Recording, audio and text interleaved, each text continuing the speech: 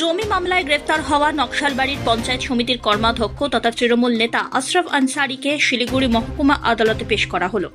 12 জুলাই নকশালবাড়ির ভূমি ও ভূমি রাজস্ব আধিকারিকের অভিযোগের ভিত্তিতে হাতিঘিসা থেকে গ্রেফতার করা হয় আনসারীকে।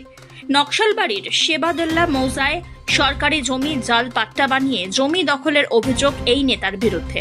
এদিন নকশালবাড়ির থানা থেকে বের হতেই জানিয়েছেন তিনি সৎ পথে চলেন, তিনি বেকসুর, তার আন্দোলন চলতেই থাকবে। দুর্নীতিগ্রস্ত অফিসারের বিরুদ্ধে এই আন্দোলন, জনগণের জন্য, জনগণের স্বার্থে জেল যেতেও রাজি, এমনটাই মন্তব্য আশরাফের। জমি সংক্রান্ত মামলায় প্রথমে 19 জুলাই দুজনকে গ্রেপ্তার করা হয়েছিল। আমি সৎ পথে চলি, আমি বেকসুর। আমি যে আন্দোলন করছিলাম সেই আন্দোলনটা জারি থাকবে। এই করাপ্ট অফিসারের বিরুদ্ধে আমি আন্দোলন করে যাব। জনগণের জন্য, জনগণের স্বার্থে আমি আন্দোলন করে আমি জেল যেতে রাজি আছি।